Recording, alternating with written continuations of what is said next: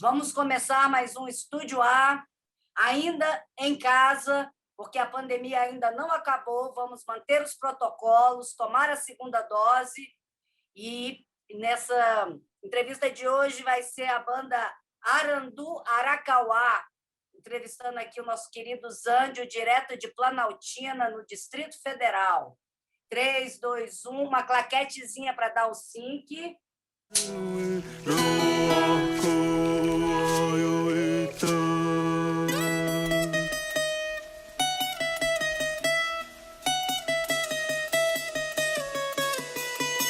Mas não é ela que vai te entrevistar, não, viu, Zândio? Sou eu. Tá bem.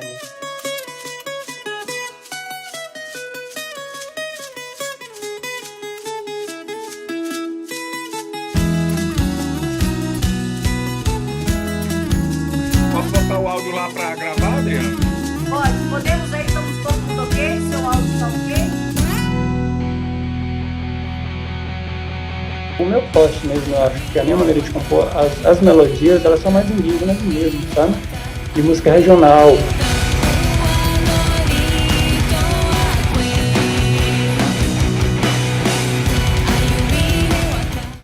Olá, no Estúdio A de hoje eu converso com o músico e compositor Zândio Ruku, da banda Arandu Aracauá. Na verdade, é uma banda que a gente precisa entender melhor. Tudo bem, Zândio? Seja bem-vindo aqui ao Estúdio A. Olá, Assis. Muito obrigado pelo convite. Tamo aí. Pois é, eu comecei dizendo, Zândio, que a gente precisa entender a banda porque realmente eu confesso que eu nunca tinha escutado um som nem parecido com o de vocês. Quer dizer, até alguma coisa do Sepultura, né, naquele disco Roots, talvez, mas assim, ainda assim é bem diferente. Explica que estilo é esse, em que vocês misturam instrumentos como a viola caipira com guitarras de metal, né, com uma pegada de metal mesmo pesado, né, com um canto gutural, né, que a gente chama aquela voz, né, bem que vem do fundo do coração. Explica pra gente de onde nasceu essa ideia.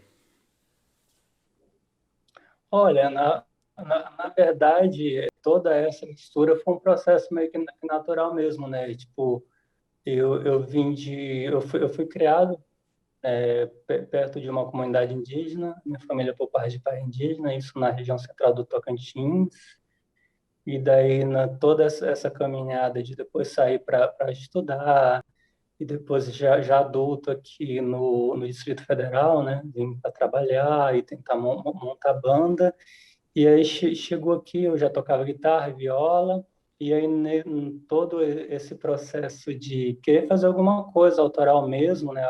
A busca era sempre essa, e não só como músico, mas principalmente como compositor. Acabou que eu percebia que as pessoas tinham muita dificuldade, reclamavam muito.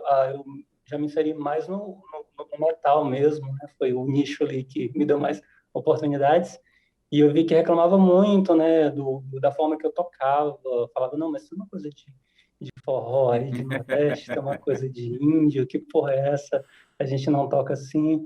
E aí, diante dessa dificuldade, né, de comunicação musical, eu fui entendendo que eu deveria ir por esse caminho. E aí foi muito fácil depois a concepção do projeto, porque era simplesmente o que eu já vinha, né, enquanto cidadão mesmo, enquanto pessoa, que eu já, né, era o que eu vivenciava. Então foi super fácil essa transição, né, para o lance do conceito da banda.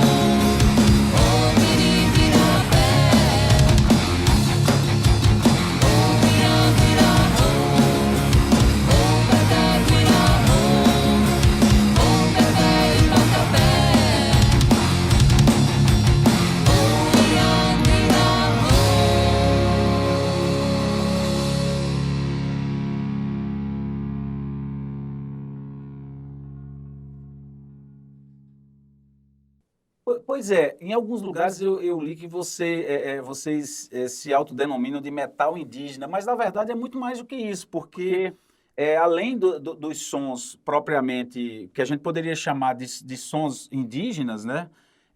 Você tem essa pegada da viola, né? E inclusive você usa uma guitarra que eu achei interessantíssima, aquela guitarra que tem 12 cordas em cima. Na verdade, o Jimmy Page, do Led Zeppelin, usava também uma guitarra dessa, mas a sua tem um som diferente, né? Você usa a viola em cima e a guitarra embaixo, né? Me explica uma coisa, Zândio. Vocês começaram em 2008, gravaram o primeiro EP em 2012, né? Se eu não estou enganado, 2012. Depois saiu o primeiro álbum em 2013. Vocês têm 3 álbuns lançados, vários singles, se não me engano. Agora em 2020 vocês lançaram 5, né? Foram 5 singles, né? Exato. E alguns clipes incríveis. Os clipes são muito bonitos e muito bem produzidos. Fala dos integrantes da banda. São quantas pessoas? É você, guitarra, voz, maracá, viola. Aí tem a Andressa Barbosa, que é contrabaixo e voz. Ela que faz essa voz gutural, né? Ou é no... Não, na verdade não, porque a banda teve uma transição. Era uma outra formação. Era uma outra pessoa. A gente tinha uma vocalista, que era a Nájila, né? Que gravou os 2 primeiros discos, que ela fazia, né? Tanto o vocal limpo, feminino, né? E ela fazia o gutural, que era a especialidade dela mesmo. E aí, no final de 2016, teve essa mudança de formação, ficou só eu e o baixista, que saiu em seguida. E aí, posteriormente, teve essa formação que continua, e a Andressa entrou para fazer o contrabaixo, e em seguida ela assumiu as vozes femininas, mais os vocais limpos. E aí eu acabei acumulando a função de essa função. E aí tem o Guilherme, o Guilherme Cesário, que é guitarra, e tem o João Paulo Mancha, né, que é bateria e percussão, né? Isso. Então a gente, se você observar, a gente está com uma formação bem reduzida, assim. Então todo mundo meio que tem que fazer mais de uma coisa, assim, sabe? A gente tá com uma mas ao vivo vocês convidam alguém, né? Geralmente. Não, sempre só nós 4 mesmo.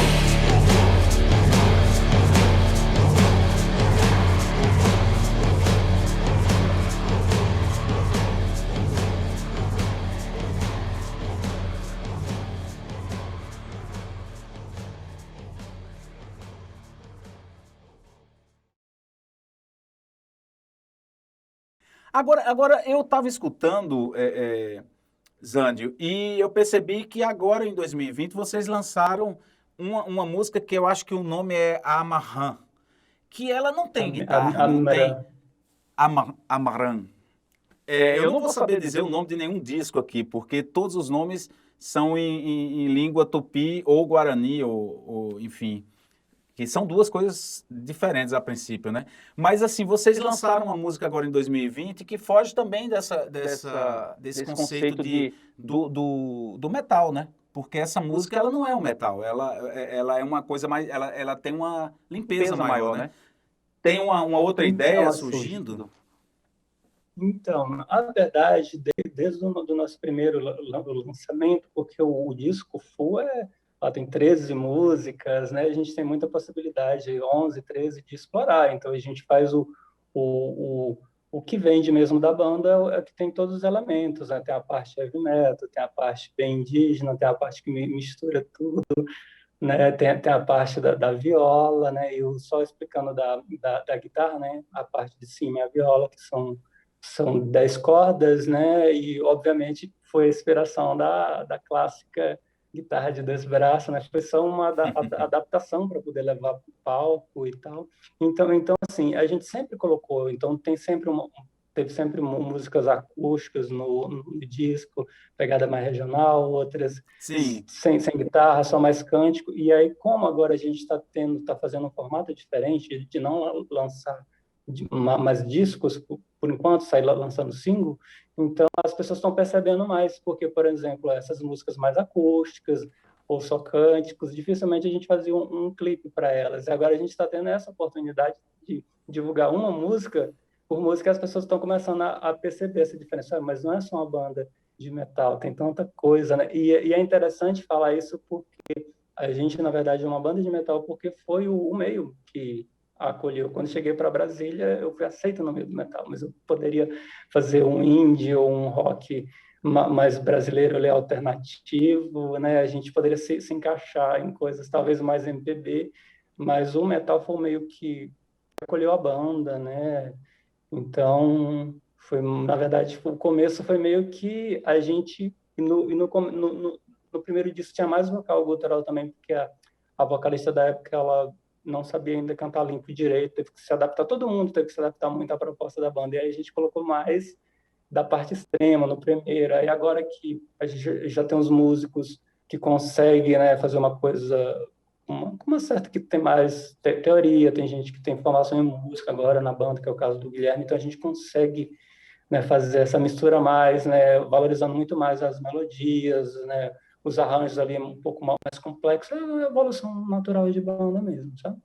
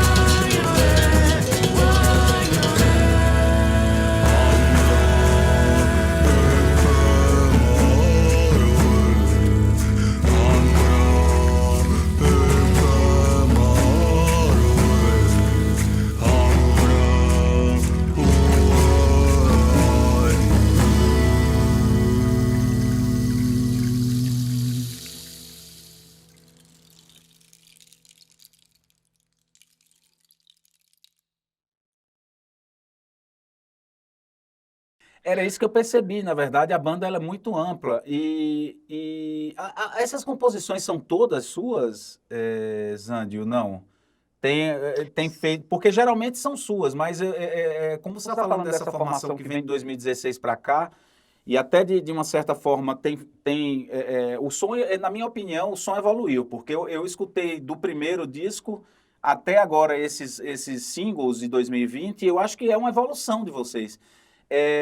Você tem composto sozinho ou tem parcerias aí agora? Olha, na verdade, o processo de composição, essa coisa que a gente fala da melodia, da letra, de montar a estrutura da música, né, fazer esse esqueleto, foi sempre eu que fiz, justamente por ser um tipo de música muito complexo, que, na verdade, as pessoas só vão entender mais no estúdio, né? Então, e como a gente é uma banda independente, que todo mundo mora longe, tem, né, trabalho, família, é muito difícil, então ficaria muito difícil, não dá, por exemplo, a gente alugar um estúdio e passar 4 horas tentando compor, porque, né, é um tipo de som, uma linguagem um pouco complicada, então tem funcionado assim desde o começo da banda, né? Eu trago a música e aí a gente faz uma pré-produção, o produtor sempre foi o mesmo, que é o Caio, É o Caio Duarte, né? Por sinal, e maravilhoso aí o som, né? ele foi uma peça fundamental, inclusive tem sido, porque muito da música acontece no estúdio, a questão Ele é um dos quinto arranjos. elemento, né? Hein, E Zânio? sempre Ele é um foi. quinto elemento. Eu E percebo também isso os nas clipes. gravações. É. Isso. E, tipo, e é engraçado que ele foi uma peça fundamental para a banda, porque eu já era fã dele, enquanto da banda que ele tinha, né? E como produtor, e eu pensei que tem que trabalhar com esse cara. E foi impressionante, porque ele entendeu a proposta. Eu tentei conversar com outros produtores, mas ninguém entendia. E ele, né, a gente simplesmente chega, eu levo a demo para ele, assim, as guias, né? Uma pré-produção básica de casa, e a gente... Assim, para você ter ideia, os discos que tinha 13 músicas, e ele a gente fazia a pré-produção toda em 4 dias, assim, sentar e fazer todos os arranjos. Ó, essa Sério? guitarra, vai uma guitarra aqui, vai uma viola aqui, vai a bateria, essa guia. Fazer o guia, né, para a gente ter um norte na Sim. hora de gravar, né? Então, e os músicos, né, que na hora que vai tocar, né, coloca os seus arranjos ali. A bateria o João faz muito, né? A Andressa canta muito da forma dela, eu dou um guia só, né? O Guilherme, os solos, né? Agora tem muito mais solos que antes era só eu na guitarra. Eu percebi, Recentemente o Guilherme. percebi isso. Então você viu que Nos ficou muito primeiros mais discos você não tem virtuoso, solo de assim, né? guitarra, né? Tem a guitarra base pesada, mas não tem aquele, solo, né? Tem solo de guitarra, mas é um solo mais focado na melodia, no Na tipo melódica, mais exatamente. que não O é a minha, Guilherme, né? ele tem essa pegada É a realmente mais especialidade metal, dele. né? Isso. Então, eu acho que agora a gente está conseguindo, por exemplo, e aí eu fiquei super à vontade com a composição, porque eu sei que qualquer loucura que eu levar, eles conseguem, entendeu? Então, assim, Eles conseguem botar em prática, né? Então, assim, tá muito mais eu posso fazer, porque o meu forte mesmo, eu acho que a minha maneira de compor, as melodias, elas são mais indígenas mesmo, sabe? De música regional. O heavy metal, ele é mais que o tempero ali, a forma que a gente toca, porque o lance pesado, né, agressivo, é mais a expressão, né? Então, e agora eu me sinto muito confortável, por exemplo, para focar muito mais nas melodias e saber que a parte musical ali, né, dos arranjos, a gente vai conseguir resolver de boa, assim, sabe?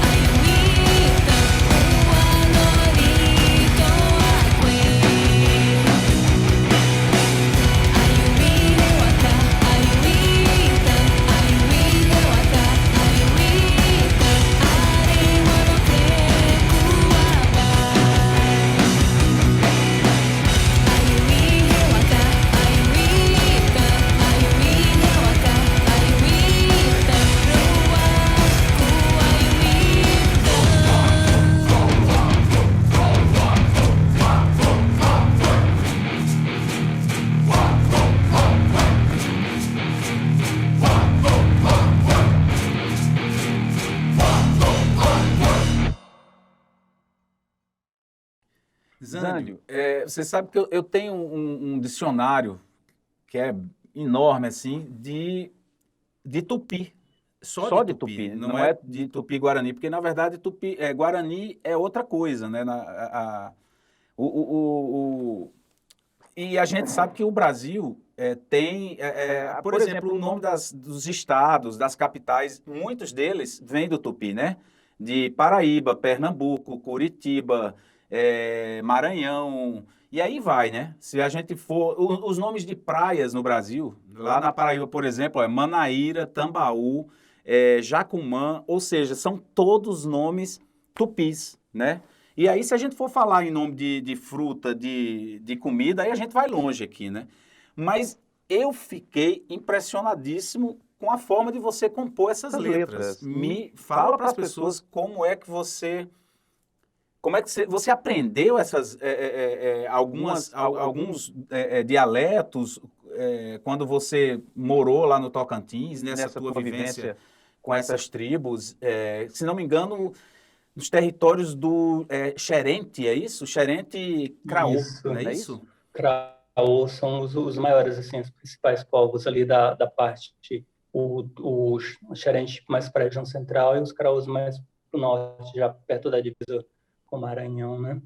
Sim. Então, na verdade, eu sabia falar um pouco do Xerente, não muito, porque são idiomas orais, né, dinâmicos. Se você não está dentro da comunidade, você não vai ser fluente nunca. Até os próprios, né, que moráveis saem, depois se não continua, vai perder um pouco, né? Eu sei um pouco do Xerente, aí tem bastante letra em Xerente.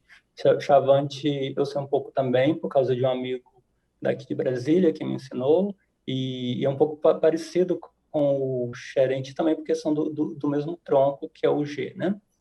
E aí o tupi é justamente tudo isso que você acabou de falar, por causa dessa conexão com o Brasil, né?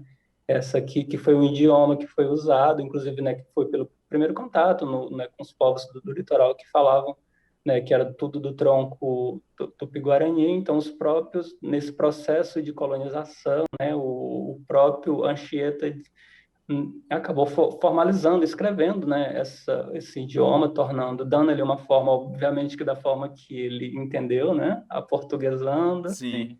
E aí foi justamente por esse material que eu comecei a estudar bastante tempo, assim, talvez antes da banda, 2006, por curiosidade mesmo, estudar.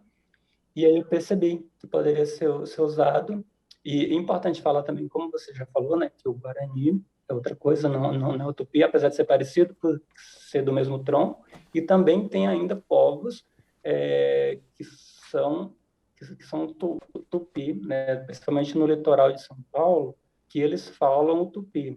Só que não é esse tupi exatamente igual o que os jesuítas escreveram, até porque já faz bastante tempo e o idioma é dinâmico. Então, essas músicas em tupi antigo que a gente faz, elas são baseadas no registro. Isso é uma pesquisa, né? Porque Sim. é que nem o português que a gente tem, né? A gente não fala, por exemplo, assim, exatamente igual a gente escreve, né?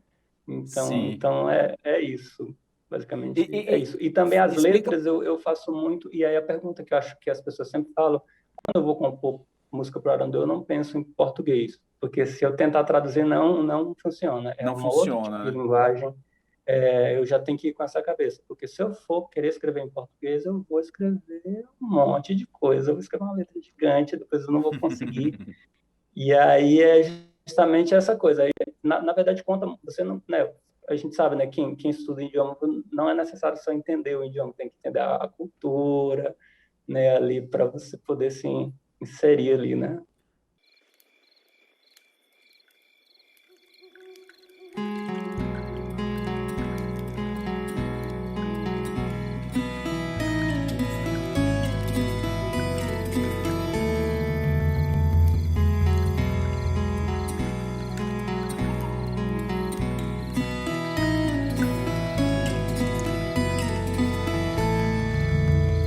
Tal kalktuna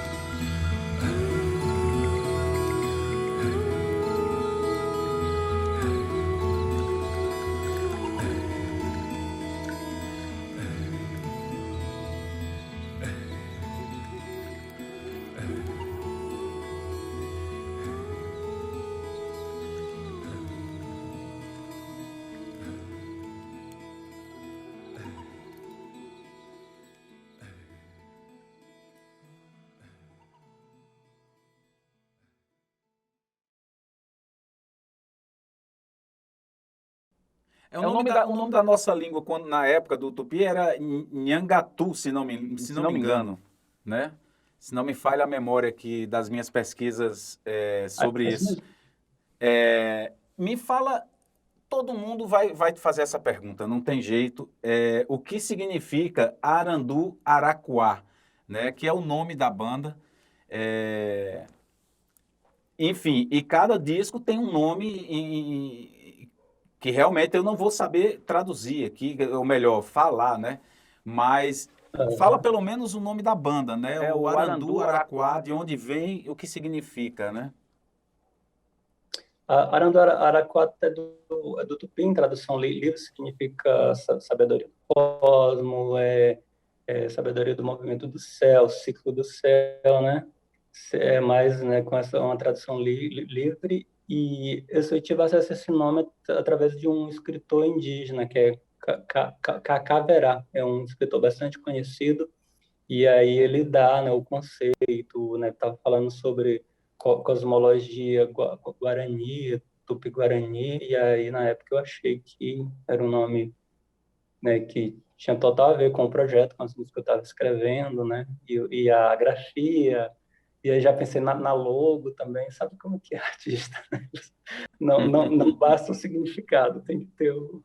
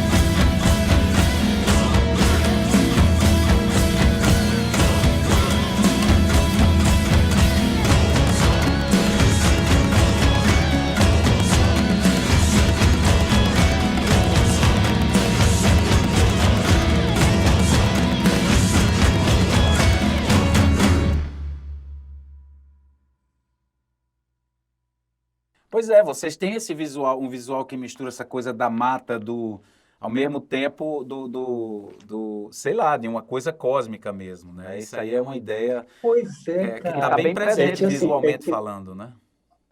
pois é, no nosso primeiro videoclipe, assim, mais profissional mesmo, que foi do início mais ou menos de 2013, as pessoas falaram, era uma linguagem que quase ninguém usava. Principalmente a galera do rock, assim, do metal, fazer mais uma coisa em casarão abandonado, né? E a gente veio com esse conceito e eu lembro que as pessoas sempre falam, quando eu ouço a música de vocês, eu tenho vontade de ir pro mato, eu quero estudar sobre indígena. Pô, então a gente está fazendo certo, porque sempre foi, né? E a intenção é essa, porque as letras, a gente fala sobre espiritualidade, fala sobre a questão da conexão com a natureza, só que assim, para o indígena, na natureza é onde tem tudo. Inclusive, a espiritualidade está lá. Então, por exemplo, se você destruiu o rio, né, as florestas, você está destruindo também a espiritualidade. Então, falar de tudo no universo indígena, você está defendendo a natureza. Então, para passar uma mensagem mais direta, a gente sempre bota esses elementos da natureza. Por exemplo, que a gente quer passar por mais que você não entenda, que você não seja conectado com isso, você sabe que a gente está defendendo a natureza, está tudo colorido aqui. Sim, as capas dos discos têm um colorido muito legal.